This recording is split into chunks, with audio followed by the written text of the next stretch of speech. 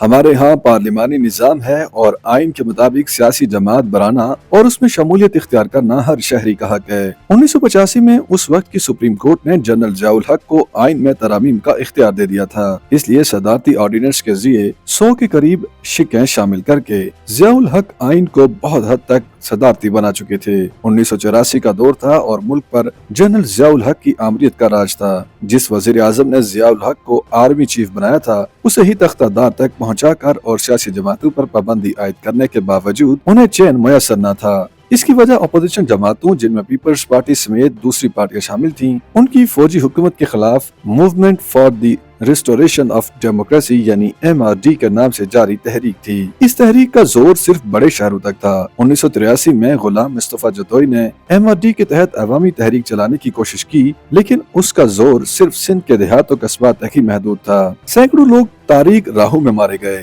ہزاروں گرفتار ہوئے اور کئی ایک جلا وطنی اختیار کرنے پر مجبور ہو گئے۔ اس کشیدہ صورتحال میں جنرل ضیاء الحق نے انتخابات کرانے کا اعلان کیا ہوا تھا اور وہ اس حوالے سے پریشان تھے، لیکن تب انہوں نے ایک ایسا فیصلہ لیا جس نے پاکستان کی انتخابی اور آئینی سیاست کی حرکیات ہی بدل ڈالیں اور جس کا خمیازہ آج بھی یہ ملک بھگت رہا ہے۔ اس فیصلے کے ایک کردار سینئر صحافی مجیب الرحمان شامی نے اس حوالے سے مظفر محمد علی کی کتاب پاکستان کے رازداں صحافی صفدر میر سے حامد میر تک میں اپنے انٹرویو میں بتایا کہ جب 1979 کے الیکشن ملتوی ہوئے تو میرا جنرل ضیاء الحق سے جھگڑا ہو گیا تھا۔ اس کے بعد میں ان سے اس وقت تک نہیں ملا جب تک انتخابات کا اعلان نہیں ہوا۔ 4-5 سال تک میری ان سے کوئی ملاقات نہیں رہی۔ پھر جب ہماری ملاقات شروع ہوئی تو اس وقت MRD کی تحریک چل رہی تھی اور وہ الیکشن شیڈول کا اعلان کر چکے تھے۔ مجیب الرحمان شامی کے مطابق جنرل ضیاء الحق اس وقت بڑے پریشان تھے اور میں نے کبھی انہیں اتنا پریشان نہیں دیکھا۔ انہوں نے مجھے تفصیل سے بتایا کہ امریکہ ان کے خلاف ہو گیا ہے۔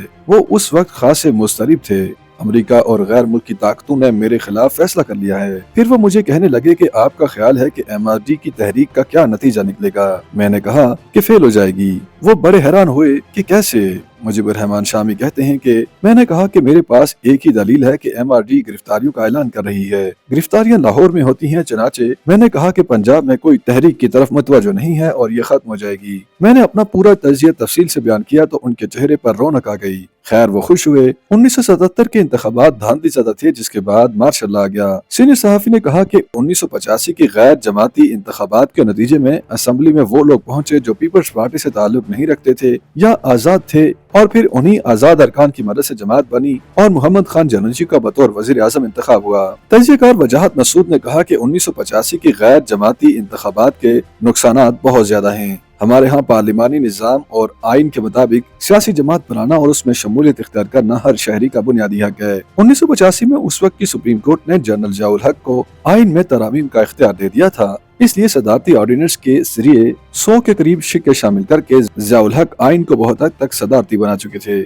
ایوب خان نے 1958 میں سیاستدانوں کو گالی دینے کے جس عمل کا آغاز کیا تھا وہ 1985 کے غیر جماعتی انتخابات میں عملی شکل بن کر آیا۔ ارکان اسمبلی کو ترقیاتی فنڈز جاری کیے گئے، حالانکہ ان کا کام قانون سازی ہے نہ کہ اپنے حلقوں میں ترقیاتی کام کروانا، یہ بلدیاتی نمائندوں کا کام ہے۔ ان انتخابات کے ذریعے جنرل ضیاء الحق نے عوامی نمائندوں کو اقتدار میں شریک کیا تھا، انہیں منتقل نہیں کیا تھا، لیکن وہ یہ کمزور اسمبلی بھی برداشت نہ کر پائے اور انہوں نے 29 مئی 1988 کو اسمبلیاں توڑ دیں اور اپنے ہی منتخب کردہ وزیر اعظم محمد خان جونیجو کو گھر بھیج دیا۔ کئی دہائیوں سے پاکستانی سیاست کے نشیب و فراز دیکھنے والے سینئر صحافی نصرت جاوید نے اردو نیوز کو بتایا کہ جنرل ضیاء الحق کو کوئی اسمبلی نہیں بلکہ ایک مجلس شورا چاہیے تھی۔ ان کا خیال تھا کہ سیاسی جماعتیں نہیں ہیں تو کنٹرول کرنا آسان ہوگا، لیکن بات غلط ہی نکلی اور ان کے لیے چیزیں کنٹرول کرنا مشکل ہو گئیں۔ تبھی تو محمد خان جونیجو کو گھر بھیجنا پڑا۔